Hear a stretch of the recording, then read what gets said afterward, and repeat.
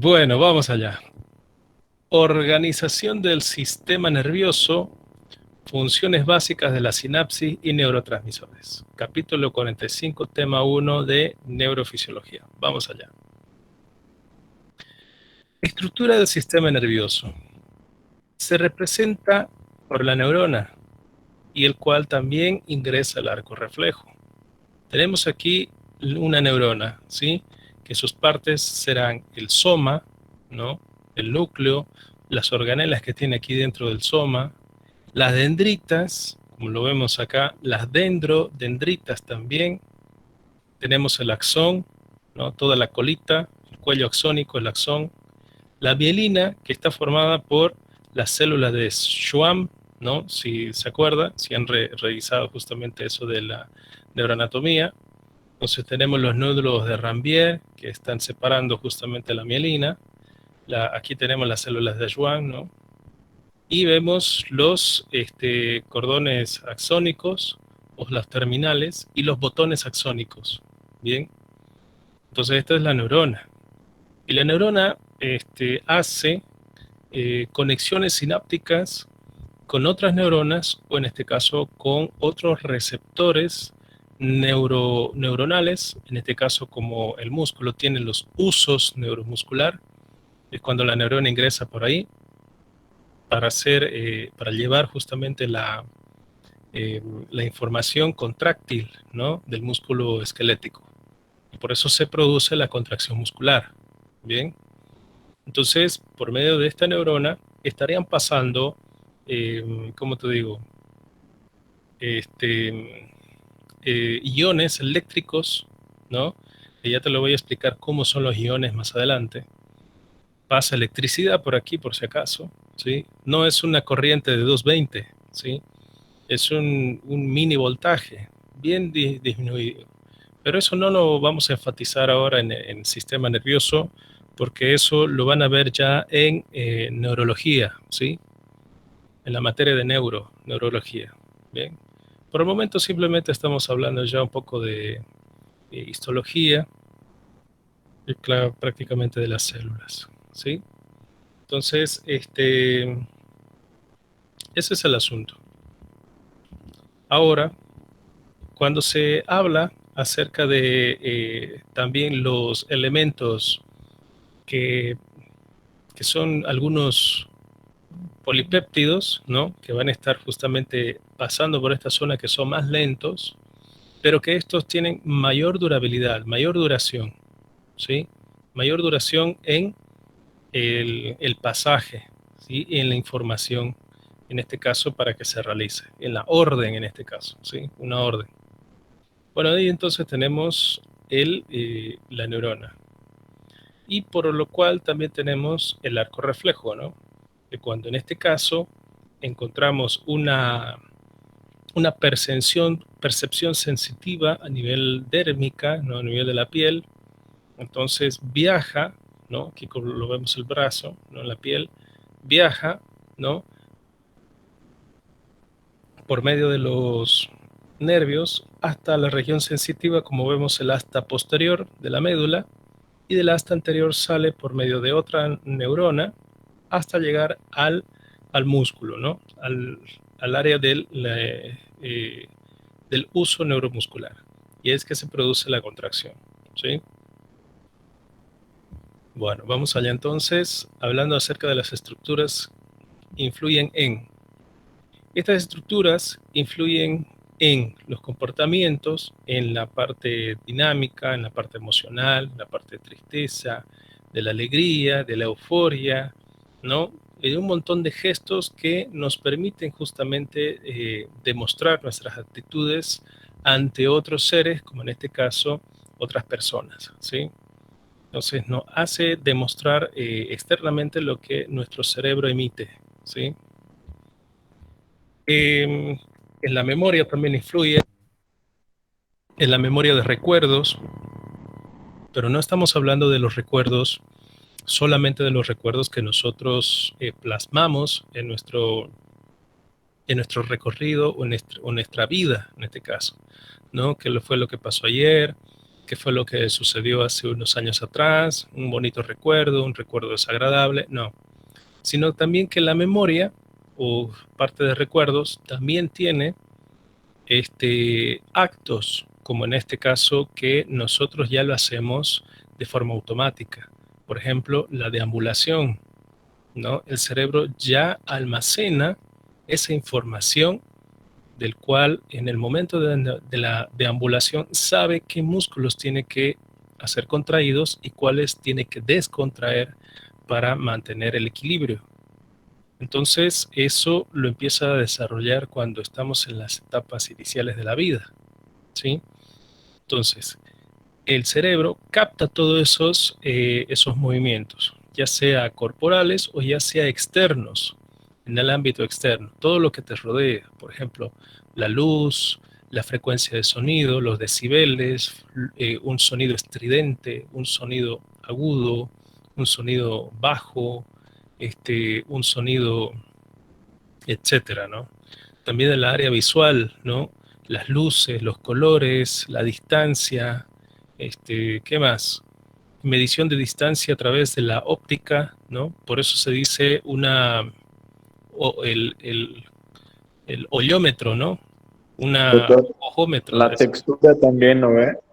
Por ¿Cómo la dice? percepción, la Claro. textura Sí, de la la superficie. textura, cuestión, digamos, del tacto, ¿no? El tacto también puede determinar la espesura, la formación de las estructuras, si son sólidas, si son rígidas, si son ásperas, si son lisas. O sea, nuestro cerebro almacena un sinnúmero de información a través de la memoria cerebral. Bien, entonces eso es, tanto internamente, o sea, de nuestro cuerpo, el cerebro capta toda la información, ¿no?, que necesita para manejar automáticamente ya los procedimientos fisiológicos neuronales, como también lo que influye en la parte externa, ¿no? Así como lo vemos, ¿no? Una chica practicando fútbol, tenemos acá, ¿no? Entonces sabe en qué movimientos, por ejemplo, mira, si te pones a mirar completo, prácticamente tu cerebro te dice que estás jugando fútbol. Pero si te pones a analizar los movimientos que hace esta jugadora de fútbol, ¿no? Entonces, encuentras que necesita los puntos de apoyo, que son los brazos, para que el balón esté en movimiento. También la parte visual está en contacto con la esfera, en este caso la bola, ¿sí?, la pelota. Y también mantiene contracciones abdominales, como lo vemos, puntos de anclaje de soporte, que son las manos, también la región glútea, ¿no?, para mantener las piernas en el aire y poder realizar este tipo de movimiento. ¿Te das cuenta? Entonces, al hacer toda esa actividad, nuestro cerebro lo procesa de una forma tan eficaz y tan eficiente y precisa que nosotros ya cuando miramos este tipo de movimientos, omitimos muchas cosas que nuestro cerebro ya lo sabe, ¿no? Por ejemplo, la parte visual, ¿no? La parte sensorial, como mira cómo está, ella ya no percibe, simplemente sabe que el suelo es plano, es rígido, es duro, tiene una superficie bien plana, ¿no? Pero no sabe, está omitiendo ya la textura, está omitiendo aquí ¿cómo te diría? Las sensaciones físicas, ¿no?, que emite. O sea, está omitiendo, ya no percibe eso, porque ya lo sabe el cerebro. Bien, simplemente le da más importancia al balón, a mantener justamente en ese momento en el aire, ¿sí? Y mantener el equilibrio. ¿Se entiende? Doctor, Sí, no, pero él está haciendo ahí entonces en el automático del cerebro. claro, o Como, sea, todas las funciones que ves acá, ¿no? Por ejemplo, del sostén de las manos, apoyo de las manos, el equilibrio, eso ya es automático. Eso ya prácticamente es una memoria ya que la persona ha adquirido en el pasar de los años, que prácticamente el cerebro ya no le toma mucha atención porque ya es automático. Lo que sí le toma atención es justamente a mantener el equilibrio aquí, en la bola, ¿sí? Eso sucede también cuando nosotros hacemos actividades físicas, ¿sí? Que estamos haciendo un tipo actividad para un bien propio, ¿no? En este caso para mantener la vitalidad, la salud, en este caso la forma física, ¿no? Entonces el cerebro ya no piensa de esta forma, como te digo, voluntaria, acerca de, voy a colocar aquí un pie y voy a contraer los flexores y los extensores de las piernas para mantener equilibrio. A ver, vamos a intentar. No, eso ya pasó ya, ¿sí? Por eso es que los bebés no se pueden parar, ¿bien? Porque les falta esa parte motriz. Pero en cuanto a nosotros ya adultos, esta parte ya está prácticamente consolidada, es un procedimiento automático. Bien, así como estas funciones también influyen, entre otras muchas más, por medio de la sinapsis eléctrica, así como lo vemos, ¿sí? Al momento de hacer estos movimientos, como lo vemos acá, de ejercicio, de deporte, de precisión, hace que las neuronas descarguen, como lo vemos acá, señales, ¿bien? Señales por medio de sinapsis, tanto eléctricas como químicas, ¿bien? Entonces, de esa forma es que nuestro sistema nervioso interactúa con la parte externa, como lo que vemos aquí, en una bola, haciendo la maniobra de una bola, ¿no? Haciendo también actividad física, en el momento de conducción, ¿no? Dirigir un carro, un automóvil, entre otras cosas, ¿sí? Cosas que vamos aprendiendo en el transcurso de la vida gracias a la memoria, ¿sí?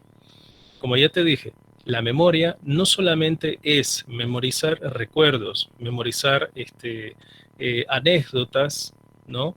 De la vida pasada, a veces un cumpleaños, fotografías, etcétera. No, no solamente es eso, sino que también influye en todos los actos, eh, eh, en todos los actos de movimientos que realizamos, ¿no? Actos cotidianos que hacemos. Bien. Entonces, también influye, como te dije, ¿no? De la parte externa como también en la parte interna, acerca del área cardíaca, ¿sí? En anatomía habíamos hablado justamente acerca de las contracciones sistólica y diastólica del corazón. Y el corazón sabemos que funciona por medio del bombeo sanguíneo, ¿sí? Como lo estamos viendo, el llenado de los ventrículos y las aurículas hace que se produzca justamente el bombeo sanguíneo, ¿sí? Ante esto, ¿qué es lo que sucede? Vemos que el corazón tiene, ¿no? El nódulo sinusal, el nódulo auricular, ¿no? Tenemos los cordones de Purkinje, entre otros, ¿sí?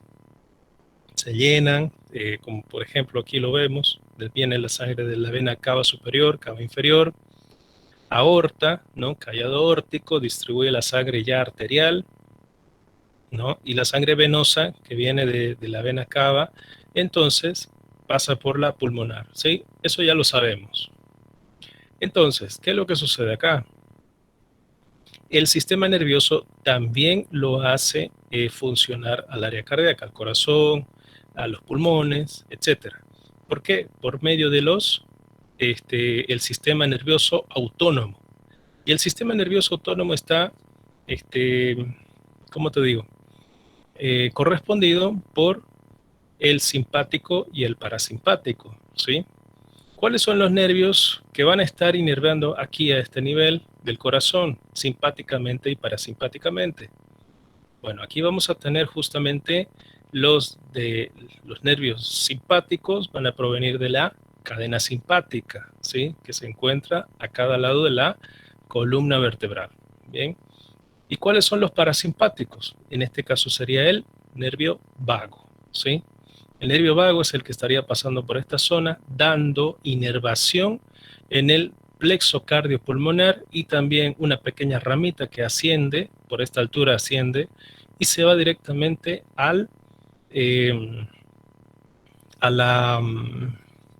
la altura de la faringe, ¿sí? A las cuerdas vocales. Ese se va a llamar el nervio laringio recurrente inferior, que viene justamente del nervio vago, ¿sí? Entonces, esos nervios son muy importantes. Como vemos aquí en el tracto intestinal, hemos visto en las clases anteriores acerca de digestivo, fisiología de digestivo, ¿no? Habíamos dado cuenta justamente que el sistema nervioso entérico, ¿no? Es también funcionable y es prácticamente casi independiente, ¿sí? Por medio de las células de Cajal, ¿se acuerdan? Las células de Cajal son las que justamente se localizaban ahí para hacer una actividad pulsátil y realizar la peristalsis adecuada. Pero cuando viene ya por medio del plexo solar que se encuentra a esta altura, ¿no? A esta altura, por encima del colon transverso, ¿no? A esta altura, entonces del plexo solar vienen los nervios simpático y parasimpático. Que los nervios serían, los simpáticos serían los esplácnicos mayores, los menores y el imo, o que también se llama accesorio. También vienen aquí el nervio vago, ¿sí? El vago derecho, en este caso. Posterior se hace, después se vuelve derecho. Bien, a este nivel en el plexo solar. Como bien ya se ha explicado en anteriores clases, desde aquí se distribuye el plexo solar para estar inervando toda esta región, ¿sí? Por eso les dije que tienen que estudiar inervación, o en este caso, sistema nervioso de anatomía 2 para que me puedan entender lo que estoy hablando, ¿sí? Entonces, aquí vemos, ¿no? Los temas anteriores ya de digestivo, habíamos hablado cómo era la inervación pulsátil, en este caso ya peristáltica, y cómo se hace todo esta formación, ¿no? Por eso que el sistema nervioso influye en todas estas acciones, área cardíaca, área visceral, etcétera, ¿sí? En el área del sistema urinario, ¿no? Vemos cómo también influye en el funcionamiento adecuado de los riñones para liberar y drenar, en este caso, la orina, ¿no? Y también en el área respiratoria, ¿no? Que justamente estos van a estar funcionando por medio del sistema nervioso autónomo. O sea, nosotros no lo manejamos, no pensamos para hacer latir nuestro corazón, ¿no? Pero sí, ¿sabes quién influye en que haga latir nuestro corazón? A nosotros los varones, las chicas, ¿no? Sí, a las chicas sí nos dice una palabra bonita y nuestro corazón ya empieza a latir más, ¿no? Que es 90 latidos por segundo, se dispara a 110, ¿no? Sí, así es. Bueno, entonces ahí vamos. Entonces, ante esto, el sistema nervioso, ¿no? Influye justamente por medio de arcos reflejos, ¿sí? Arcos reflejos que accionan justamente una acción, o son estimulados por medio de una acción, ¿sí? Y terminan en un efecto, como lo vemos acá. Entonces, en este caso, con un martillo de percusión, un martillo de estimulación, vemos que en el tendón rotuliano inferior, ahí lo vemos, hacemos un pequeño golpe, la sensibilidad de este hace que por medio de un acto reflejo, ¿sí? Se dispare, la sensibilidad llegue hasta la médula, aquí se realiza la sinapsis por la segunda neurona, porque aquí tenemos la segunda neurona, y emite aquí por medio de la inervación motora, ¿sí? Por aquí viene la inervación motora, se va directamente al músculo y hace el efecto deseado, ¿no? Entonces, involuntariamente el músculo se contrae y hace el movimiento inmediato, ¿sí? Esto es rapidísimo. Si ustedes hacen esta acción, se van a dar cuenta que esto es rápido, ¿sí? Es violento la respuesta. Bueno, la neurona. La neurona, tenemos en este caso 100 millones de neuronas, ¿no? Comprendidas en todo el cuerpo, como lo vemos acá, ¿no? Las partes de una neurona ya las había mencionado, como era el soma, las dendritas, dendrodendritas, ¿no? El núcleo, las organelas de la neurona, mitocondrias, entre otros, el axón, que vemos la parte del cuerpo, ¿no? Los botones axónicos, que hacen sinapsis a este nivel, ¿no? Y vemos aquí ya una neurona en 3D, cómo hace la interacción sináptica. El arco reflejo, como te mencioné, aquí lo tenemos, ¿no?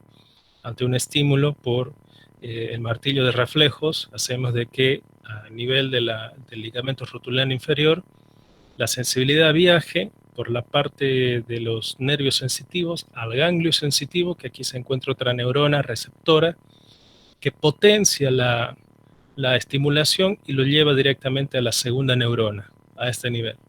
Cuando llega a la segunda neurona, inmediatamente se hace una descarga sináptica que va hacia el músculo para ser contraído y posteriormente hacer la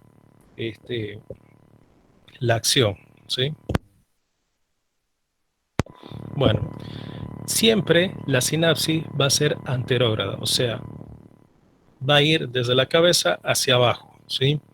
Pero en algunas pequeñas facultades, como lo que estamos viendo aquí, de forma retrógrada, hace que se desencadene la parte ascendente, ¿sí? Y en esta parte, como vemos la sinapsis anterógrada y la retrógrada, es muy importante entender que en el proceso de una infección, ¿no? Un contagio, una infección por la rabia canina, cuando el perrito te muerde, ¿no? Aquí, el perro te muerde aquí a este nivel, ¿qué es lo que sucede? Y el perro está con rabia, no te diste cuenta. Entonces, la parte nerviosa, como vemos acá, ¿no? El sistema nervioso, utiliza la parte retrógrada de el envío de señales por medio de la sinapsis, ¿no? Ascendentemente. ¿Y qué es lo que hace? Si se encuentra aquí un virus, asciende con mayor facilidad por medio de los nervios. Por eso es que es importante determinar si es que ha sido mordido por un perro con la rabia, ¿no? O si no, no. Por eso hay vacunas antirrábicas también, para evitar justamente ese tipo de problemas y alteraciones, ¿no? Para que el virus ascienda hasta la parte neuronal, ¿no? Médula, y se vaya a localizar al cerebro y ahí cause unos estragos, ¿no? Bueno, en este envío de señales, como vemos aquí, ¿no? En la parte sináptica, vemos como un botón, tenemos un botón axónico y vemos las dendritas, cómo hace la liberación justamente de elementos importantes como son los neurotransmisores, ¿sí? Descarga inmediatamente, ¿no? De un botón axónico hacia una dendrita, o en este caso hacia otro órgano receptor, para que proceda inmediatamente a la secuencia de orden que se ha destinado a realizar, ¿sí? Entonces aquí lo vemos, ¿bien? Bueno, ahí tenemos entonces prácticamente el arco reflejo, ¿sí? Cuando tenemos una sensación de dolor a este nivel, ¿no? Vemos que nos quemamos ante el fuego, primero sentimos, esta sensibilidad viaja, ¿no? Sensitivamente hasta la médula, aquí se encuentra la segunda neurona, por parte de los núcleos, ¿no? Ventral y lateral, del área motora, entonces emite justamente la parte motora, mira, y se va hacia al músculo esquelético. Desde aquí, entonces, hace la retirada inmediata del miembro que está afectado hacia un lugar seguro, donde no le afecte. Entonces, ahí presenta el dolor inmediatamente y discurre por las señales, ¿no? Neuronales directamente hacia la parte de la médula, ¿sí? Ahí lo vemos ya en otra imagen, un poco más entendible, cómo hace el viaje de la señalización, ¿sí? Ahí lo vemos, viaja hasta la médula y desciende. Seguro te preguntarás, ¿por qué esta sensación, esta información que lleva por acá no asciende al cerebro? Porque también la médula tiene capacidad de poder realizar estos movimientos que son básicos, ¿sí? Que son primitivos, que son justamente acciones que entiende esta parte del sistema nervioso y puede realizar estos movimientos sin intervención cerebral, ¿bien? Sin total intervención cerebral, porque el cerebro, por ejemplo, envía la señalización por las vías ascendentes y las descendentes, vías sensitivas ascendentes y motoras descendentes, ¿no? Por el córtico lateral, el piramidal directo, el piramidal cruzado, el rubro espinoso, el olivo espinoso, entre otros, ¿sí? Entonces, por medio de estos hace las contracciones también el cerebro. Y en el cerebro tenemos las áreas de Brodmann. ¿Se acuerdan las áreas de Brodmann? ¿Sí? Entonces, el área sensitiva, que es el área 312 de Brodmann, por parte del lóbulo o del giro, el giro anterior parietal, recibe la sensibilidad, ¿no? Puede recibir la sensibilidad viajando hasta el área cerebral y desciende de ahí ya por medio del área 4 y al área 6 de Brodmann para que se produzcan las contracciones inmediatas. Pero también, como te decía, la médula también ejerce las propiedades contráctiles, pero en un 20%, ¿sí? No es así al 100% como el cerebro lo hace. Entonces, a veces estas sensibilidades no necesita intervención del cerebro. La médula directamente ya puede transmitir y determinar este tipo de contracciones, ¿sí?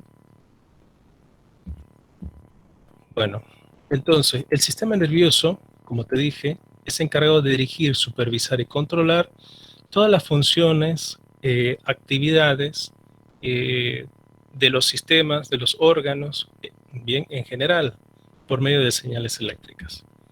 Entonces, aquí tenemos el cerebro, ¿no? Prácticamente, aquí lo vemos el lóbulo occipital, lóbulo temporal, frontal, el parietal, los surcos, ¿no? Que en este caso serían los surcos propios que estarían delimitando los lóbulos, los giros, ¿no? Ahí estaríamos viendo los giros. Tenemos la bóveda craneana, todo está en la bóveda. Aquí le falta el cerebelo. Bueno, entonces, resulta de que cuando el cerebro, ¿no? Es estimulado, o en este caso recibe una captación de algo, de alguna necesidad, ya sea de un órgano o de una afectación de un dolor, ¿no? Entonces, recibe por medio de estas señalizaciones eléctricas ascendentes, o sea, retrógradas. Y cuando hace que el cerebro transmita su información, lo hace por medio de glándulas hacia el músculo liso, hacia el músculo miocardio, hacia el músculo esquelético, etcétera, ¿sí?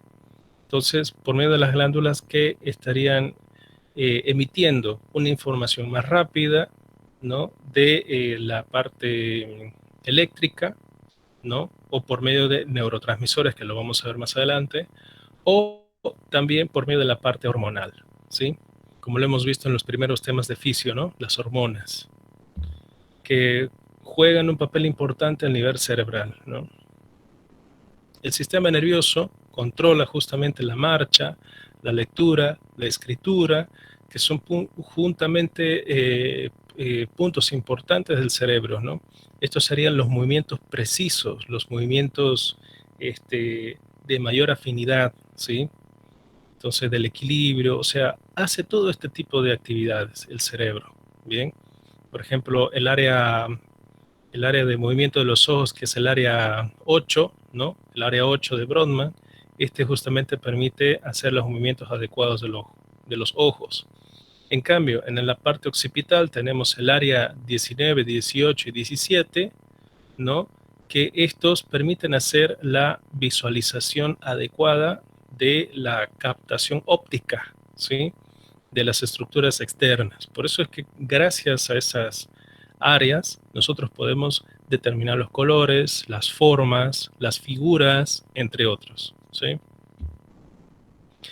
El cerebro también hace toma de decisiones lógicas, ¿sí? Tanto deductivas e inductivas, ¿sí? Ya sea pensar creativamente, hacer una crítica, sentir emociones, realizar aprendizajes por medio de la observación, etcétera, ¿sí? Eso es lo que hace también el cerebro. Y lo hace justamente desencadenando la serotonina, la dopamina, la oxitocina, que son justamente hormonas de la felicidad, ¿sí? Y que hacen que nosotros también nos desenvolvamos, ¿no? Como personas, gracias a estas hormonas o estos neurotransmisores. Bien. Como te decía, ¿no? El sistema nervioso siempre es acompañado del sistema endocrino, ¿sí? Porque justamente el sistema endocrino, como ya lo hemos visto, ¿no? Anteriormente, en hormonas, es muy importante porque necesita el cerebro que la orden que se ha emitido dure bastante, entonces necesita del sistema endocrino, ¿sí? Y que otros órganos también estén trabajando adecuadamente gracias a las hormonas. Bien, su duración generalmente es más prolongada. Tenemos receptores sensitivos, ¿sí? Los receptores sensitivos son los que captan los estímulos, ya sea visual, auditivo, táctil, ¿no? Todo lo que justamente son, percibe la periferia, nuestro contorno, nuestro mundo exterior. Bien, entonces aquí lo vemos, ¿no? Las manitos, tacto, la vista, la boca, los labios, tiene una bastante afinidad con el sistema nervioso somático, porque este permite sentir los sabores, las atracciones, ¿no? Los labios, ¿bien? Son los que justamente hacen que nosotros tengamos mayor captación de toda la sensibilidad térmica, cambios de temperatura, frío, calor, ¿no? Entonces, etcétera. Por eso es que los animalitos, ¿no? Los perritos, los gatitos, siempre están olfateando algo, ¿no? Aparte de olfatear, siempre acercan su boca, su hocico, ¿no? Ahí a los elementos que son, que no han sido estudiados por ellos, ¿no? De todas maneras, aquí como te digo, la parte del cerebro sensitivamente, sensorialmente, capta todos estos sistemas, ¿no? Tanto del oído como la frecuencia, los decibeles que emite un sonido, el olfato, cuando en este caso percibe, ¿no? Las moléculas odoríferas que emite, por ejemplo, un plato de comida, las flores, ¿no? La sensibilidad oral, como vemos aquí, ¿no? Los labios, estos permiten justamente tener bastante sensibilidad, ¿no? Y percepción de lo que existe, ¿no? También la parte visual, cambios de coloración, pigmentaciones, colores, si podemos percibir si está iluminado o está oscuro, entre otras cosas, ¿no? Vemos también las manos, que es la parte táctil, ¿no? La parte más táctil. Esto es lo que vemos generalmente en el homúnculo de Penfield, ¿sí? El homúnculo de Penfield lo desarrolla con mayor claridad estas partes, sobre todo en el área 312 de Brodmann, que es la somática, ¿no? Y la parte motora, que es el área 4 y la área 6 de Brodmann, ¿sí? Entonces, ahí lo vemos, ¿no? Que cuando la médula espinal, ¿no? Recibe todos estos estímulos, lo hace por medio de determinados niveles, ¿no? Vemos, por ejemplo, a nivel de la mano, vemos cómo asciende por unos receptores sinestésicos, ascienden. También pueden recibir información por medio de los usos musculares, usos neuromusculares, ascienden también hacia la médula. Vemos también cómo estas determinadas neuronas que son sensitivas, ¿no? Que son sensoriales, perciben el tacto, perciben sensaciones de calor, frío, perciben la visualización, o sea, perciben varias cosas. Ingresan por la médula, se localizan directamente donde, en la parte del cerebelo, ¿no? Que esta es la que maneja más la parte motriz, ¿no? Y entre otras características más, ¿no? Por medio de sus núcleos. Tenemos también aquí el bulbo, la protuberancia, que estos también tienen otros núcleos que por medio de estos van a estar emitiendo los nervios de los pares craneales, ¿no? Entonces, ascendiendo hacia el tálamo, que es el que procesa toda la información, y llevando a las áreas somatestésicas, ¿sí? Y al área motora también, es lo mismo que les decía, ¿bien?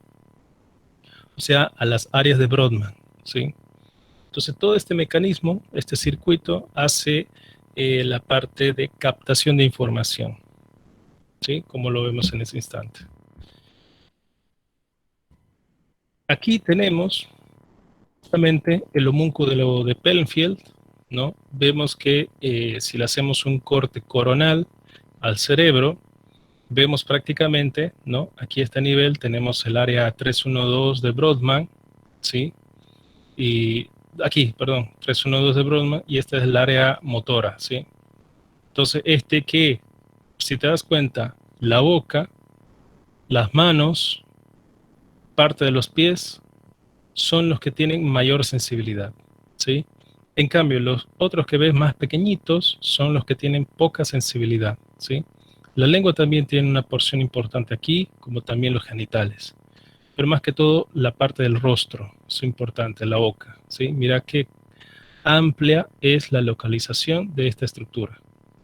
En cambio, en la parte motora primaria, vemos que la parte motriz de las manos es más grande el área que va a estar controlando. Por eso es que las manos necesitan áreas de precisión, ¿sí? Área motora de precisión.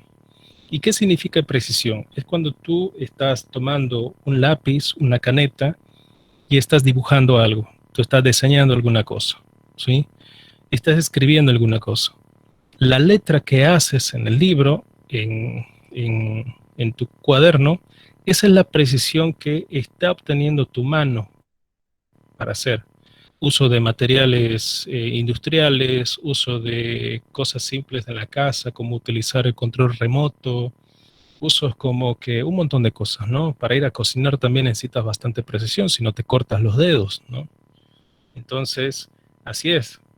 Sí, en la área motora. También en la parte, de la cara, la región facial. Más estas dos zonas, si te das cuenta, la parte de las manos y de la cara, tiene más neuronas, más sectores que inervan estos dos lados que el resto del cuerpo. ¿Te das cuenta? El resto del cuerpo simplemente ya es más mecánico, ¿sí? No necesita mucha inervación, porque son de movimientos torpes, de movimientos brutos. Con el codo no vas a estar escribiendo en el teclado, ¿no?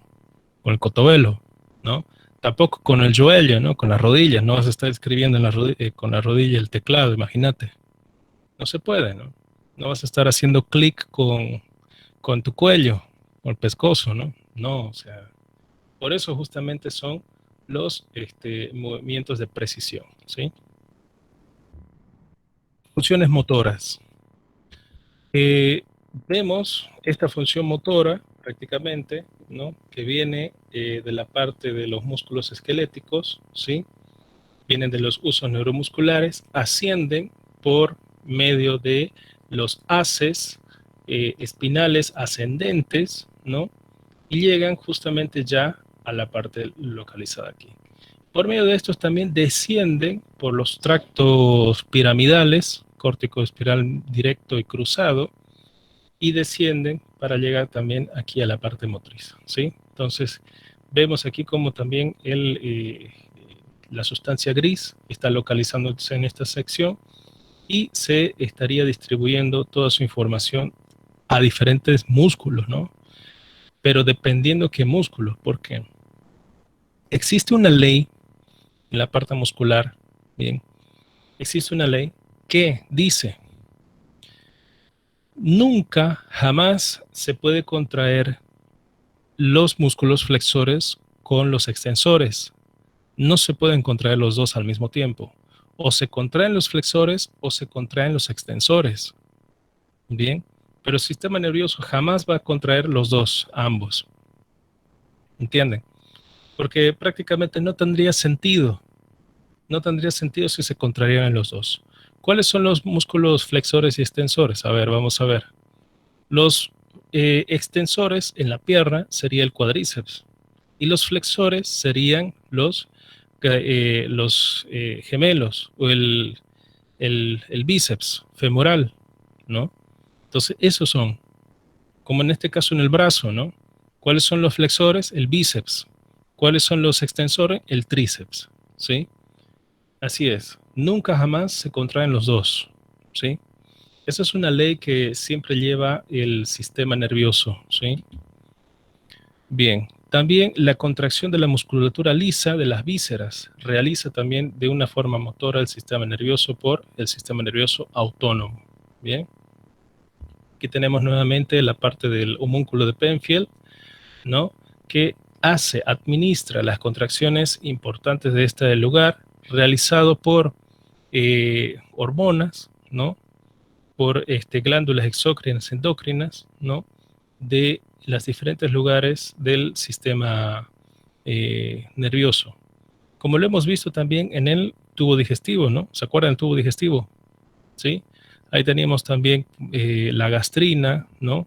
La colecistocinina, entre otros, que hacían la contracción peristáltica hormonal que viajaba justamente por el sistema vascular y se localizaba ¿dónde? En el estómago, que permitía hacer la peristalsis o aumentar la peristalsis o inhibir la peristalsis, ¿sí? Bien, entonces ahí lo tenemos, ¿no? Ya te lo expliqué también, áreas de Brodmann, el homúnculo de Penfield, aquí está, ¿sí? Tanto sensitivo como motor, ¿bien? Somático motor. La función integradora. La función integradora es la captación de respuestas, de respuestas ambientales, ¿no? Del área externa, y forma un conjunto de acciones coordinadas para interactuar. Por ejemplo, tenemos aquí, ¿no? Sistema nervioso, vemos que nosotros necesitamos agua, entonces emite una información integradora del cerebro, por lo cual emite la sensación, viaja hasta la segunda neurona, pasa a la neurona motora, se va hasta el músculo, contrae el músculo, tomamos el vaso de agua y recién ingerimos. Eso significa una función integradora, ¿sí? Multidisciplinaria, ¿entienden? Eso significa. Entonces, cuando se habla de esa forma, vemos justamente que permitimos nosotros a nuestro cuerpo hacer otras actividades también, ya sea, por ejemplo, de conducir una motocicleta, ¿no? Pilotar una motocicleta. Necesitamos de una variedad de elementos que nuestro cerebro procesa inmediatamente. Primero, tenemos la mano derecha, que permite hacer la aceleración, ¿sí? Nuestro pie derecho, que hace el cambio de marcha de la caja, ¿no? Caja de cambios. Nuestro pie izquierdo, que hace el frenado. Nuestra mano izquierda, que hace el cambio, la presión del embrague, ¿no? Presión de embrague. Y también está la bocina. ¿Qué más? Eso es la parte motora, ¿no? Y la parte sensorial, ¿qué sería? El equilibrio, la parte visual. Constantemente estamos mirando las distancias, midiendo las distancias. Estamos, ¿qué? Es la parte auditiva, estamos escuchando los sonidos, a qué distancia se encuentran, si está muy cerca o está muy lejos, ¿no? ¿Qué más? Estamos haciendo la sensación de temperatura, ¿no? Percibiendo la sensación de temperatura, si está muy frío, si está muy calor, porque a veces en ámbito cálido, ¿no? En un ambiente cálido, percibimos que el sol nos quema la piel, ¿no? Entonces nos ponemos una chaqueta o nos ponemos una camisa, manga larga, manga longa, ¿no?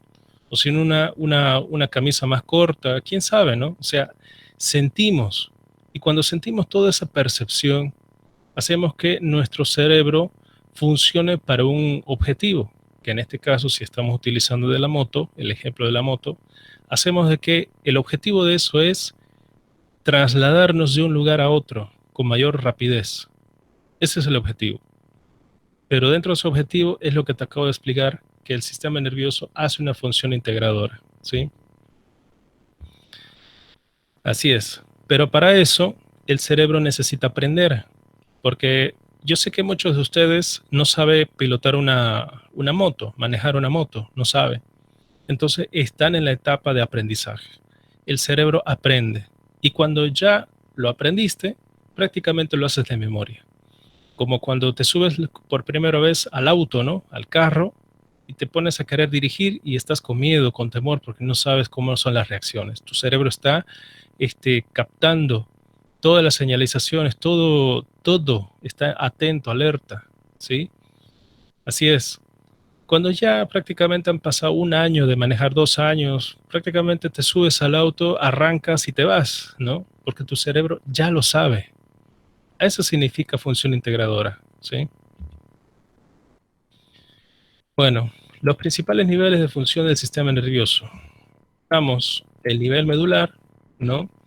Que justamente el nivel medular, la médula espinal, es un puente de conexión del cuerpo con el cerebro, y el cual ejerce diferentes funciones, las cuales originan, como vemos aquí, ¿no? Originan movimientos de marcha, que es la deambulación. Ahí tenemos la deambulación, ¿sí? Vemos cómo está la médula espinal distribuido, ¿no? Que la médula espinal es el sistema nervioso central, que lo vemos.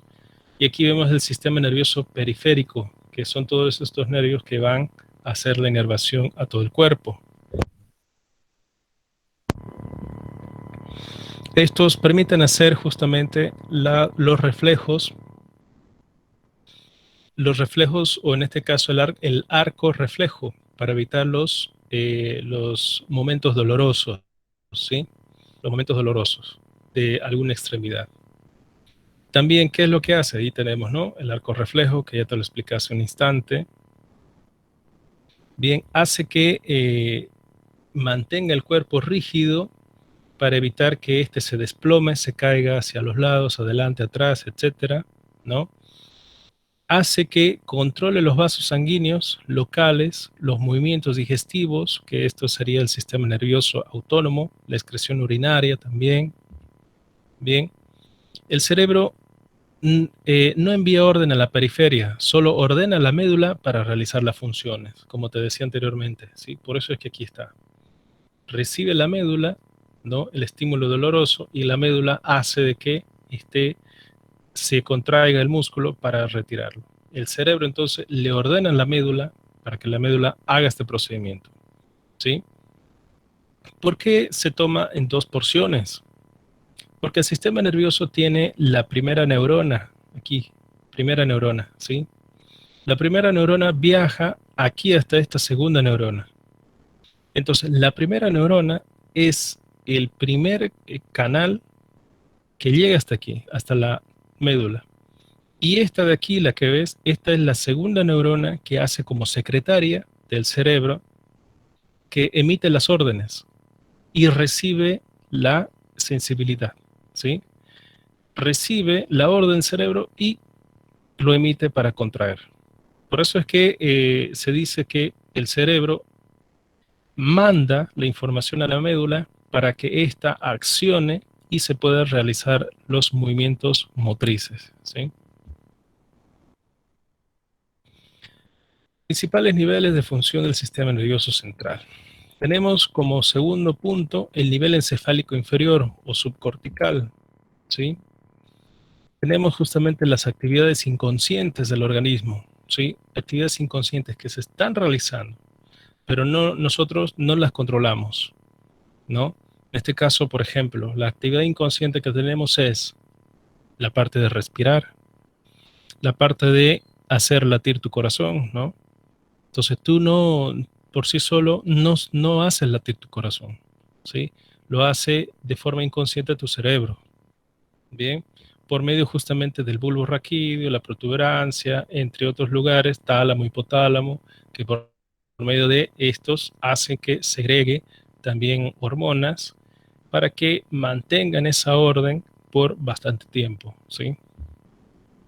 Ahí los tenemos, ¿no? El cerebro, cómo vamos localizando, tenemos toda la corteza, tenemos los ventrículos laterales, tenemos el núcleo lenticular, ahí estaría el globus pálido lateral, el medial y el putamen, ¿no? Tenemos el fornix, ahí vemos el fornix, aquí tenemos también el área del hipocampo, está ahí el hipocampo, la pituitaria, tallo hipofisiario. Aquí abajo tenemos el puente, hacia atrás tenemos cerebelo, cuarto ventrículo, ¿no? Bulbo raquídeo, o sea, toda la configuración anatómica en general, ¿no? Espectacular sabérselo todo de memoria, ¿sí? Bueno, la presión arterial y la respiración controladas por el bulbo raquídeo y la protuberancia, como vemos acá, son importantes, que son actividades inconscientes, ¿sí? El equilibrio, como ya te lo mencioné, es relacionado por el cerebelo, que en este caso el cerebelo tiene tres porciones importantes, que es el paleocerebelo, ¿no? El paleocerebelo, el neocerebelo y el arquicerebelo, ¿sí? Entonces, el arquicerebelo es el más primitivo, son dos pequeñas así cositas que hay aquí en este lugar. En neuroanatomía ustedes ya lo han llevado, ¿no? Entonces, que eso es de forma primitiva que hace justamente el equilibrio, ¿no? Y el resto de las otras cosas, como en este caso el neocerebelo, que es más gigante, ¿no? Solamente la raza humana lo tiene, porque es más desarrollado. Nuestro cuerpo es más complejo, ¿sí? Tenemos también el reflejo de la alimentación, ¿no? El acto de deglutir, que es una forma mecánica automática, que es una maquinaria perfecta que hace que nosotros realizamos la deglución. La salivación también ingresa en la parte de la alimentación, ¿no? Y que estos van a estar regidos por el bulbo raquídeo, protuberancia, mesencéfalo, amígdala, hipotálamo, entre otros, ¿sí? Que ya lo hemos visto en la parte digestiva, ¿sí? Principales niveles de función del sistema nervioso central, como tercer punto tenemos el nivel encefálico superior o cortical. Este es súper complejo, ¿no? Es la corteza, que va a estar almacenando los datos, los recuerdos, ¿sí? Y como te dije, no solamente recuerdos de lo que nosotros vivimos, de las partes emotivas, en reencuentros familiares, y no solamente eso, sino que también la parte de recuerdos de cómo, por ejemplo, interactuar con un computador, ¿no? Recuerdos de cómo tomar un baño, ¿no? En la ducha, cómo recuerdos de cómo lavar los servicios, los platos, ¿no? Recuerdos de cómo hacer la conducción de un carro. Eso, son recuerdos, ¿sí? Justamente que almacena el cerebro. Y también que actúan en la vigilia, ¿no? La vigilia, son importantes justamente que el sistema nervioso influye en la vigilia también, ¿no? Bueno. El sistema nervioso se compara como un ordenador, ¿sí? ¿Qué es lo que hace un ordenador? El ordenador, que es un computador, tenemos el CPU, tenemos el monitor, tenemos el mouse y el teclado, ¿no? El ratoncito y el teclado. Nosotros sabemos cómo funciona prácticamente el computador, ¿o no?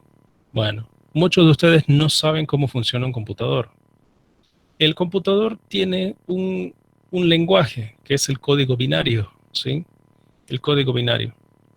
Si ustedes han visto la película de Matrix, ¿no? Matrix recargado, Matrix revoluciones, entonces me van a entender qué es lo que estoy hablando, ¿sí? ¿Qué ingeniero en sistema no le gusta esa película, ¿no? Habla de tantas cosas interesantes. E incluso también en la parte de medicina habla acerca de unos puntos importantes en esa película de Matrix, ¿sí?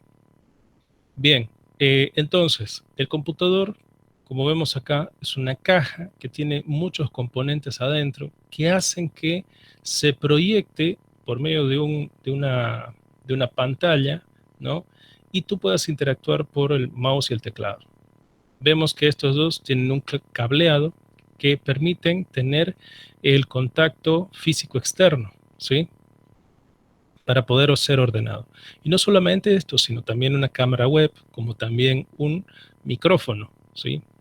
Entonces, al momento de nosotros de interactuar en este nivel, hacemos de que podamos darle problemas al computador para que el computador nos los resuelva y nos entregue ya procesado el resultado, ¿sí? Eso es lo que hace el computador, que es una unidad de procesamiento central, ¿no? En cambio, el sistema nervioso actúa casi de la misma forma, ¿sí? Nuestro cerebro, como vemos acá, ¿no? Nosotros le damos constantemente problemas a nuestro cerebro, ¿sí? Le damos bastantes problemas, pero que el cerebro, con la parte de la memoria, sabe resolverlas, al igual que un computador, ¿sí? Sabe resolverlas y lo hace por medio de conexiones sinápticas neuronales, ¿sí? Para hacer la deambulación, para hacer la masticación, para saber justamente un montón de actividades. Por eso es el proceso de memoria. Bien, ese es el proceso de memoria. Al CPU, ¿no? Le instalas programas que lo va a tener almacenado en su memoria. Y cuando tú necesites, él te va a responder de esa forma. Al cerebro lo mismo. Si tú practicas el estudio de algún objeto, en este caso de conducir un carro, una moto, le estás introduciendo el programa al cerebro para que éste después lo utilice de forma adecuada, ¿no? Y cuando tú necesites, por ejemplo, trasladarte de un lugar a otro, tomas el carro, tomas la moto y te vas sin estar pensando en que te vas a caer, te vas a golpear, te vas a estrellar. No, porque ya lo tienes automatizado y grabado en tu cerebro. Eso es lo que se hace en la referencia, ¿sí? Bueno, la información entre neuronas se hace por medio de sinapsis, ¿sí? Acciones de impulsos nerviosos. Entonces, como bien lo hemos visto en la neurona anterior, ¿no? Cada impulso puede hacer lo siguiente, puede quedar bloqueado en su transmisión de neurona siguiente por medio de la despolarización, en este caso, de los eh, de la señalización, ¿no? Si en este caso necesita que algo se inactive, entonces no se despolariza, simplemente queda polarizado, ¿no? Y si necesita que algo se accione, recién se despolariza para proceder a hacer el estímulo, ¿no? Convierte, cuando se necesita, en una cadena repetitiva de transmisión del impulso, ¿sí? Bueno, y también hace que los mensajes, ¿no? Procedentes de otras células sean útiles para originar patrones muy integrados, ¿no? Intricados en este caso, en las neuronas sucesivas, ¿sí? Tipos de sinapsis. Tenemos la química, que ya naturalmente lo hemos visto anteriormente, y tenemos la eléctrica. La química da como resultado la liberación de neurotransmisores.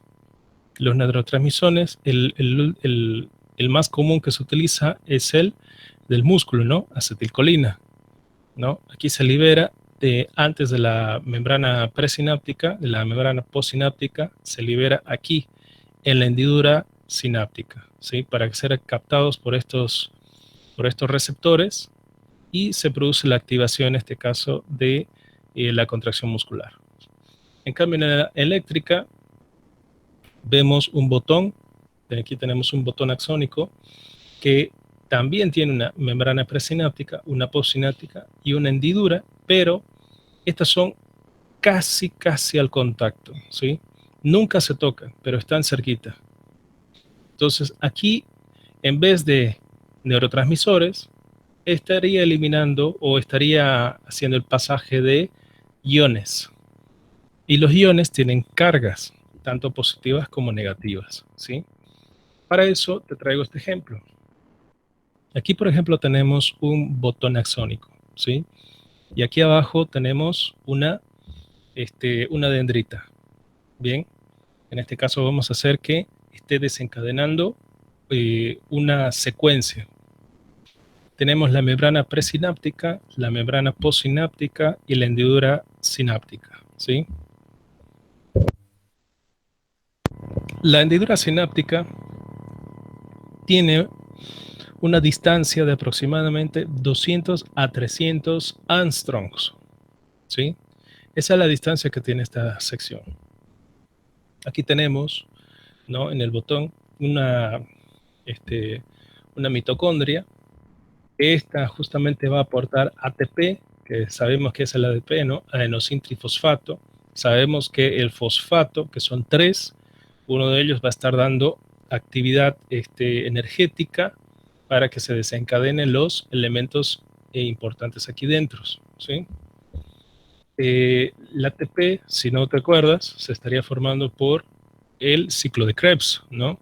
Ciclo de Krebs. Entonces, desde ahí viene el ATP. Bueno, entonces, esta es una fábrica de sustancia, ¿sí? Transmisora. Aquí vemos justamente las vesículas que son transmisoras, estas, ¿bien? O sea, la mitocondria produce estos elementos transmisores que son los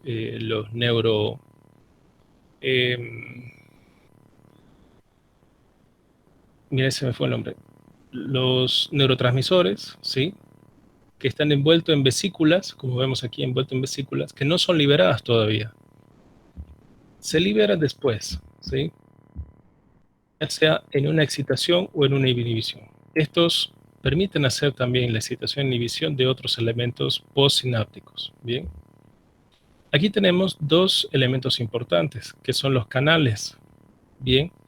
Esos son los canales iónicos, como también van a ser canales de estos elementos, ¿no? De las vesículas. Entonces, vamos a agrandar a este nivel y lo vamos a mirar de esta forma. Aquí tenemos nuevamente el botón sináptico y el presináptico, el postsináptico, perdón, ¿sí? Y ahí tenemos justamente las vesículas que van a tener acetilcolina. Entonces, aquí tenemos el calcio, que si te acuerdas es muy importante el calcio para la parte neuronal, porque este hace la apertura y cierre también de los canales iónicos, ¿no? Entonces, cuando el calcio viene a un canal iónico, se hace un punto de liberación. Este canal, ¿no? Se abre, cuando el calcio viene aquí, se abre de esta forma. Y una vez abierto, la vesícula se libera y libera justamente su producto, que sería el neurotransmisor. ¿Lo libera dónde? A la hendidura. Ahí vemos la hendidura sináptica. Bien, al momento de hacer esto es cuando se despolariza justamente este canal iónico. Aquí abajo tenemos otro, que es otro canal iónico que tiene una parte externa hacia la hendidura que se llama componente de unión, ¿sí? Y tenemos otra que está dentro de la neurona, de la dendrita aquí, que se llama componente ionóforo, ¿sí? Esta porción. Entonces, dentro del canal iónico tenemos aquí, ¿no? Que ya vamos a hablar enseguida de eso. Y tenemos al lado, ahí bien al ladito de él, ¿sí? Tenemos, ¿quién? El segundo mensajero. ¿Te acuerdas del segundo mensajero en el primer tema de fisio, ¿no? Entonces, estos van a hacer que aumenten o disminuyan sus funciones específicas. ¿Cómo? Por medio de la proteína G. La proteína G es la que va a dar un efecto más duradero, realizando un desprendimiento de las otras que le captan, o sea, están adheridas, la proteína G está adherida por medio de la proteína alfa, gamma y beta.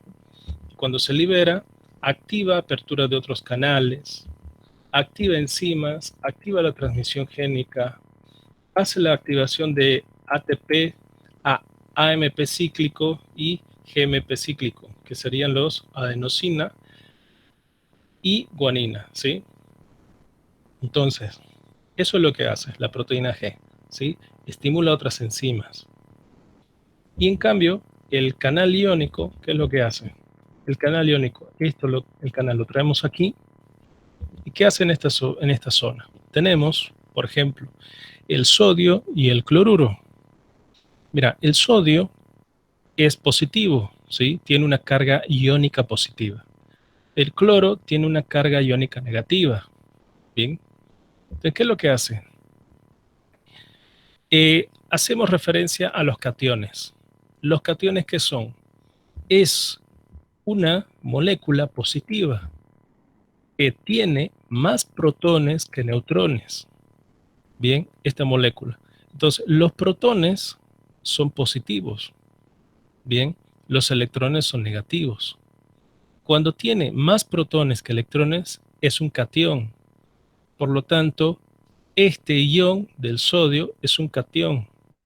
¿Sí? ¿Qué quiere decir? Que el sodio es positivo. A eso significa. En cambio, el cloruro es un anión. ¿Qué quiere decir? Lo inverso a lo cation, que tiene más electrones y menos protones. Bien, ahí estamos viéndolo, ¿sí? Entonces, a esto significa anión, dependiendo de las cargas eléctricas. Esto es una carga eléctrica, ¿sí? Entonces, ¿qué es lo que sucede aquí? Como lo hemos visto aquí en los canales iónicos, ¿sí? Aquí en esta parte. Sucede que el sodio, ¿no? Que es positivo, en los canales iónicos, para que el sodio pase de forma eléctrica, se tiene que negativizar, ¿sí? Su carga tiene que ser negativa. Así como el imán, ¿sí? O ima, ¿sí? El imán, ¿qué es lo que hace? Entre positivos no se juntan, ¿verdad? Tiene que ser un positivo y un negativo, ¿correcto? Entre positivos se repelen, entre negativos se repelen. Entonces, eso es lo que sucede. Si en este caso el canal iónico, vemos aquí, se negativiza, atrae a las cargas positivas. Por lo tanto, ¿no? Se hace un transmisor inhibidor de aniones, porque estaría inhibiendo los aniones. Simplemente permite hacer el pasaje de los cationes, pero los aniones los repele, como vemos acá. Mira, el sodio, que es positivo, pasa. En cambio, el cloruro no pasa, ¿sí? Se repele. En cambio, ¿qué sucede cuando existe un transmisor excitador de cationes y el canal iónico se vuelve positivo? Entonces tenemos el sodio, que se repele, y vemos el cloruro que pasa, ¿sí? Pasa por ahí. ¿Por qué? Porque sus cargas, como hemos dicho anteriormente, es negativa, ¿sí? Tiene más electrones que protones. Eso es lo que sucede. Cuando ustedes vayan en la parte de la tabla periódica, ustedes van a ver estas siglas. Sodio positivo, más 1 dice. Cloruro menos 1. Eso quiere decir, bien, que aquí vemos justamente las cargas, ¿sí? Bueno, de esa forma, hablando ya a la parte sináptica, eléctrica, aquí vemos la eléctrica, y aquí hemos visto ya la parte de los neurotransmisores. Entonces, se produce ya sea el estímulo con el sodio o con cargas positivas, como inhibición de alguna, de algún fin, ¿no? Por ejemplo, inhibición de algo, entonces se estaría desplazando un elemento con carga negativa, ¿sí? Haciendo este fenómeno. Bien. Entonces, existe diferencia entre neurotransmisores y neuropéptidos. El neurotransmisor, ¿sí? Como por ejemplo tenemos en el soma o en las terminaciones nerviosas, son los que se producen, o en la vesícula, en este caso, se reutiliza. El neuropéptido, como vemos, se estaría formando por medio de los ribosomas, ¿sí? Y es una vesícula reutilizable cuando en este caso se libera para generar mayor potencia y mayor potencia en la transmisión, pero se produce en menos cantidad, ¿sí? Esa es la diferencia de un neurotransmisor con neuropéptido. Entonces vamos a ver en estas partes cuáles son los más importantes transmisores de molécula pequeña, ¿sí? Aquí tenemos. De molécula pequeña, que son rápidos estos, ¿no? Son la acetilcolina, que siempre se toma como ejemplo. De clase 2 tenemos las aminas, que son la noradrenalina, adrenalina, dopamina, serotonina, histamina. Clase 3 tenemos los aminoácidos, que es el ácido beta-aminobutírico, que es el elemento GABA. La glicina, que es un elemento muy importante, que modula a la acetilcolina, ¿sí? Para evitar que ésta se contraiga demasiado, ¿sí? En el caso del músculo estriado. El glutamato, aspartato y el óxido nítrico, ¿sí? Son justamente estos de proteína más pequeña. Entonces, vemos, por ejemplo, la acetilcolina, que cuando se encuentra con un miocito, ¿sí? Con un miocito, libera, es para contraerse, ¿sí? Ahí lo vemos. Se contrae. el músculo, nivel, ¿no? Ahí vemos cómo viene, se va contrayendo. Vemos los miocitos cómo van contrayéndose, las fibras musculares, gracias a este neurotransmisor, ¿no? La acetilcolina. ¿Sí? Ahí lo vemos. Entonces, la acetilcolina posee un efecto excitador. Apenas el músculo siente, entonces se excita el músculo y se contrae, como lo vemos aquí las fibras, ¿bien? Pero este también tiene efectos inhibitorios en algunas terminaciones nerviosas parasimpáticas periféricas, ¿sí? En algunos lugares, no en todos lados. Por ejemplo, como en la parte del corazón, a cargo de los nervios vagos, ¿sí? Los parasimpáticos. Bien. Tenemos aquí la noradrenalina, que en esta imagen, recapitulemos, o sea, repasemos. Tenemos aquí el puente, el trigémino, los cordones acústicos, el área postrema, al área del vómito. Tenemos los cordones posteriores, laterales y anteriores, la oliva vulvar, esto es cuarto ventrículo, ¿sí? Aquí tenemos los 4 colículos cuadrigéminos y tenemos la glándula pineal. Aquí, en este nivel, donde se encuentran los colículos faciales y las eminencias faciales aquí, ahí ese nivel se encuentra el locus coeruleus, ¿sí? Es ese punto donde se va a estar liberando la noradrenalina también. Este sirve para controlar la actividad global y el estado mental, ¿sí? Para aumentar justamente el nivel de vigilia. Pero cuando es liberado justamente para el sistema nervioso entérico, lo inhibe, ¿sí? Inhibe la peristalsis, como lo hemos visto en los temas de digestivo, ¿se acuerdan? Es lo que hace.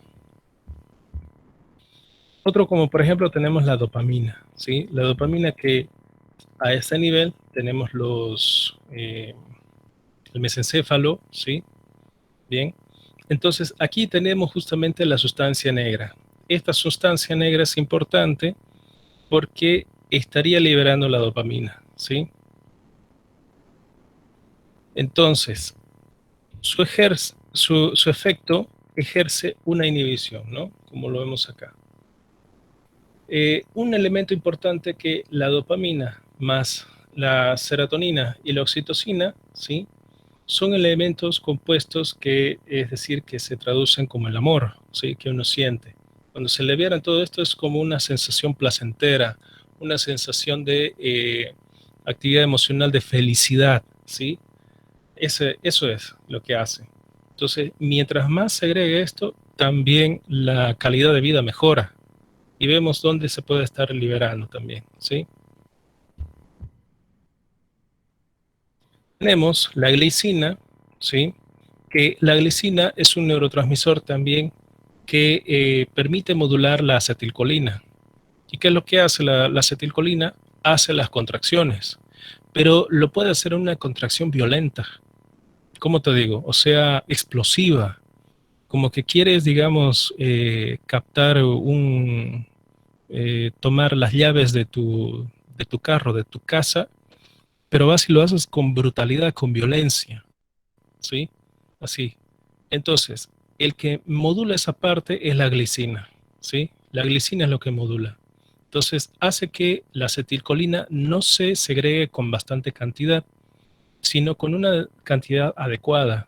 Por lo tanto, nosotros hacemos los movimientos más suaves, más calculados, más calmos. Eso significa cuestión de la glicina. El GABA, que es ácido beta aminobutírico, ¿no? Gamma butírico. Entonces, este se va a estar segregando en los terminales nerviosos de la médula espinal.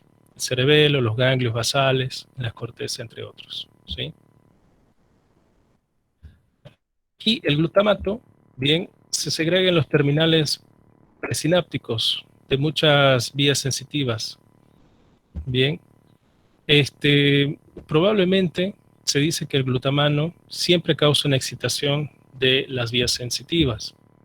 La serotonina, como vemos aquí, ¿no? aquí tenemos la serotonina, al igual que la dopamina, la oxitocina, la endorfina, son justamente químicos que producen la felicidad. Bien. La serotonina es un elemento importante también que elimina el dolor, ¿sí? Elimina o se va justamente inhibidor de las vías del dolor, ¿sí? Entonces, esta justamente que si te duele algo, entonces, si lo tomas con bastante felicidad, prácticamente se disminuye con rapidez. Lo mismo que sucede en los niños, ¿no? Los niños, generalmente toda su vida de los niños es felicidad porque ellos están en una etapa de inocencia, no conocen el mundo como es en realidad, ¿no? Entonces, cuando se caen, se golpean, lloran en un instante, ¿sí? Pero después se les pasa porque su corazón y su vida y su mente están en total felicidad, ¿no? Entonces, ahí se estaría eliminando bastante serotonina que inhibe esta parte del dolor, ¿sí? Y después los niños andan jugando, brincando, ¿no? Después de que se caen en este caso, ¿sí? Eso es lo que influye, ¿sí? Los neuropéptidos, como vemos acá, ¿no? Tenemos una variedad de neuropéptidos, del cual tenemos las hormonas liberadoras hipotalámicas, ¿no? Como lo hemos visto, la tirotropina, hormona luteinizante, la somatostatina, péptidos, ¿no? Y hipofisiarios como hormona adrenocorticotropa, que esta es la que va a estar estimulando a la glándula adrenal, ¿te acuerdas, no? Sí, ya hemos hablado de esto de las hormonas, ¿no? Las endorfinas, la hormona estimuladora del melatocito tipo alfa, la beta, ¿te acuerdas para qué eran? ¿Sí? Una era justamente para la pigmentación y otra era para la sensación del hambre. La prolactina, hormona luteinizante, ¿no? ¿Te acuerdas la hormona luteinizante para qué era? Bien, son justamente muy importantes, la oxitocina, vasopresina, entre otros, ¿no? Estos son justamente hormonas que hacen como neurotransmisores también para producir efectos más prolongados, más tardíos, ¿sí? Del sistema nervioso central, ¿sí? Y como por ejemplo tenemos la angiotensina 2, que influye para la parte de la presión arterial, ¿no? Calmosina, péptidos del sueño, insulina, glucagón, ¿te acordás, no? La sustancia P, la gastrina, ya hemos hablado de esto en digestivo, ¿sí? Entonces, ¿cómo es esta situación? Por ejemplo, ¿no? Su acción de los neuropépticos al ser procesados es bastante lenta. A veces viene desde una molécula pequeña, ¿sí? Que pasa en todo el sistema nervioso de las neuronas. Bien, entonces, estas no se sintetizan en el citoplasma, por lo cual se van formando en el ribosoma, ¿sí? Como lo hemos visto anteriormente, como en este caso la T3 y la T4 de la tiroides van a las células, ¿no? Y forma al nivel del núcleo la transcripción del ADN a ARN mensajero. El ribosoma es el que transcribe, ¿no? Y lo forma en grandes moléculas utilizando los aminoácidos, ¿no? ¿Te acuerdas? Estos aminoácidos, las moléculas, los polipépticos, se van al aparato de Golgi para que sean encapsulados en vesículas, ¿sí? Y sean transportados por medio de todo el axón a su lugar correspondiente de estimulación, como lo vemos aquí, ¿no? Aquí tenemos las grandes, aquí están las pequeñitas, ¿sí? De moléculas pequeñas, de moléculas grandes. Entonces, cuando estas vesículas vierten su contenido en los terminales neuronales, bien, estos poseen una potencia mayor, más alta que estos que son de moléculas más pequeñas, como la acetilcolina, ¿sí? Entonces, pero se diferencia. Por eso es que la señal de estas neuropéptidos que son más grandes, su durabilidad es más que las de aquí, ¿sí? Que las pequeñas. Bueno, ahí entonces estamos viendo la diferencia de los neuropéptidos. El efecto de la acidosis o de la alcalosis sobre la transmisión simpática, ¿sí? La mayoría de las neuronas son muy sensibles a los cambios del pH. El pH generalmente es de 7.25 a 7.35, ¿sí? No puede ser más ni menos, porque si no, si le da más, es alcalino. Si da menos, es ácido, ¿no? El paciente se acidifica. Entonces, normalmente la alcalosis aumenta mucho la excitabilidad neuronal, la alcalosis, ¿sí? Aumenta demasiado. Pero cuando existe este caso, por ejemplo, un ascenso del pH, por ejemplo, de 7.4 a 7.8 u 8, suele causar, en este caso, conmociones, crisis epilépticas en el encéfalo, ¿sí? Así, directamente, cuando el paciente está muy alcalinizado. En cambio, cuando existe lo contrario, ¿no? Por medio de una hiperventilación, por eso es que no hay que hiperventilar, o sea que no hay que hacer, no hay que hacer esa forma, porque si no, te hiperventilas y empiezas a tener un estado comatoso, un estado de pérdida de la conciencia, ¿sí? Porque demasiada oxigenación también no es bueno, ¿sí? Entonces el pH empieza justamente a elevarse, ¿sí? Entonces, esto también puede desencadenar un ataque epiléptico, ¿sí? La acidosis disminuye causadamente la actividad neuronal, ¿sí? Un descenso del pH desde 7.4 a un valor inferior más o menos a 7 suele ocasionar generalmente un estado comatoso, como lo que te decía anteriormente. Bien, por ejemplo, una acidosis diabética, ¿sí? Una acidosis diabética porque están liberándose bastante cuerpos cetónicos. Se está liberando el ácido láctico. Se está liberando, o en este caso, se está reteniendo demasiado dióxido de carbono, ¿sí? Está aumentando demasiado la insulina. No se está absorbiendo la glucosa. Se está formando ácidos grasos. Entonces el paciente empieza a entrar en un estado de acidez. Por lo tanto, el sistema nervioso no puede actuar en un cuadro de acidez. Por lo tanto, se inactiva y se produce el coma, ¿sí? Por eso se dice coma diabético también, ¿sí? Porque ahí está. Bien. Bueno, la hipoxia. Hipoxia sobre la transmisión sináptica, ¿sí? Que la falta de oxígeno, ¿sí?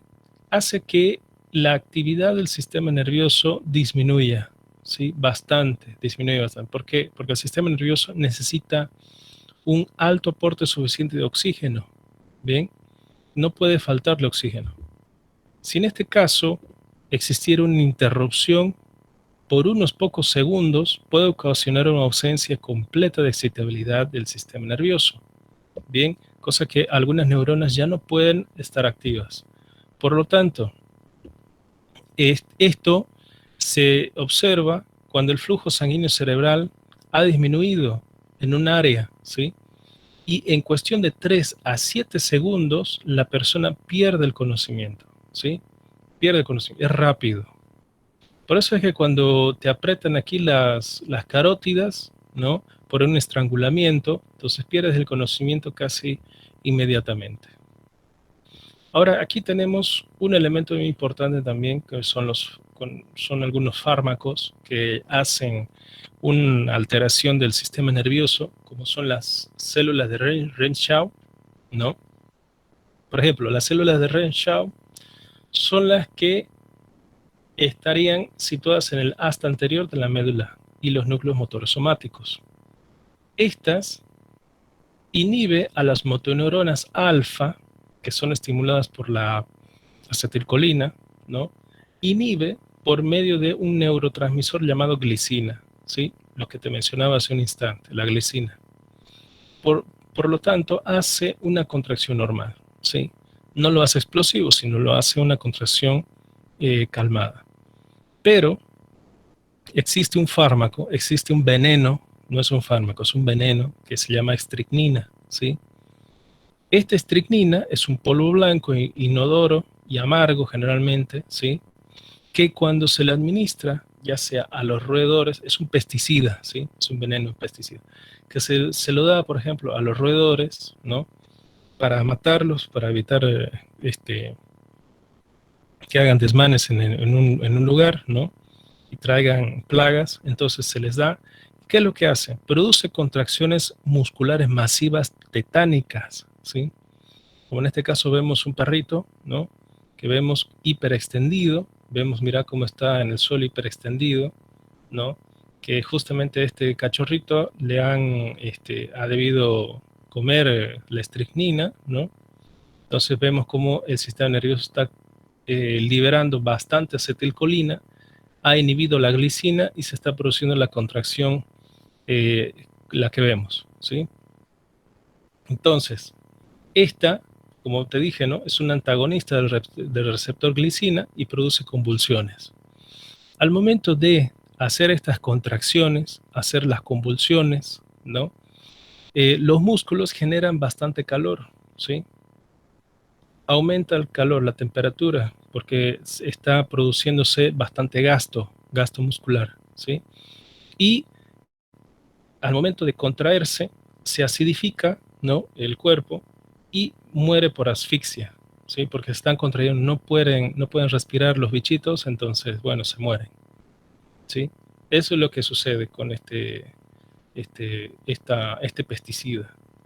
Este pesticida, si es ingerido en una persona, también produce los mismos síntomas, porque estaría inhibiendo la glicina, ¿sí? Es un antagonista. Bien, eso es lo que produce, contracciones masivas tetánicas.